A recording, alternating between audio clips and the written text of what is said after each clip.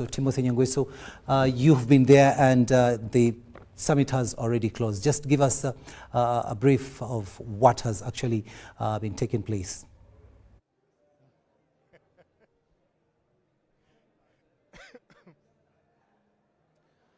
All that starts well, ends well. As you see people at the back, they are taking photos in memory of the G77 plus China summit, the South Summit, the third of its kind, the first to have twin summits in Uganda. The non-aligned movement ended. We got into the G77 summit, which happened today.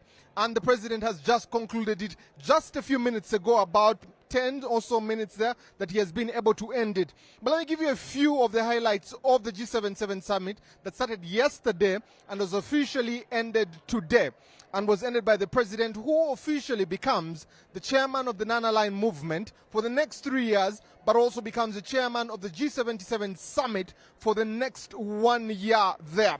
Let me give you a bit there. The president of the United Nations came out and spoke about how there is need for transformation and leave statistics alone. He needs to see tangible transformation in the states that are part of the G77 summit there. He also said we need to build trust, we need to build peace, and also prosperity for everyone else. So that's where the persistence was. We also saw the UN Secretary General Antonio Gutierrez, who was also here, who also mentioned things about creating the Global South, which has 80% of the population, to create stability, peace for all, but also leaving no one behind. He also talked about the commitment and also a mass movement to disrupt our supply there, because the South has grown in what its exports and imports are, especially looking at it right now. He also said there is hope for the G77 summit, especially looking at the summit of the future come the UN summit General Assembly that will be happening in September of this year, and we'll be there giving it to you live. He also said unity in climate change, to have common responsibility among them. He also went on to say that some of these will be taken on into the COP29 that will be happening in Azerbaijan, looking at that and looking at how it will be there. He says mineral distribution should be fair, technology needs to be embraced. We also looked at China, talking about financing and talking about how financing is very important in this session.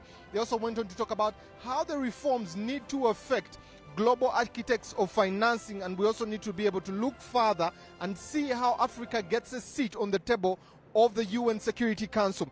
The president came out today, before I get there, and said about 3 things.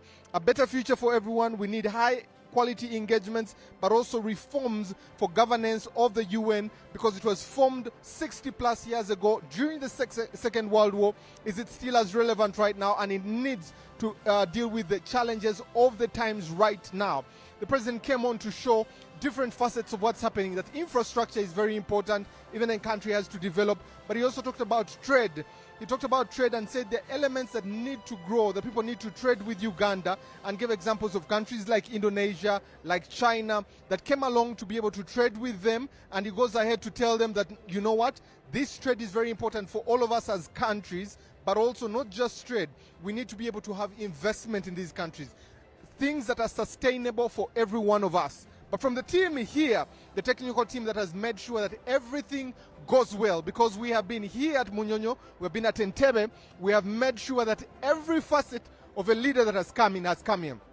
NAM hosted 120 countries in country there. We also had many presidents here that came in for the G77 summit, and a lot of discussions. We are now digging our heels in to ask the questions. At what point does the Kampala Declaration become reasonable or permeate down to translate into just not Kampala, but the states that are part of this? How do we see the 2 outcomes that came from the political committee and the economic and social committees permeate down to the countries that are there? Will there be an administrative arm that will ensure all these translate down? What will be the legacy of Uganda in 3 years or in 1 year of the G77 summit? Will the reforms get us the money to get production and infrastructure in place? Those are the questions we leave to the leaders, and we want to see what happens there. But from us to you here at Rwenzori, God bless you, and we hand you back to Lydia. My name is Timothy Nyangweso. Thank you so much, Timothy Nyangweso. And of course, very, very many pertinent questions that you ask yourself, but also those are the questions that are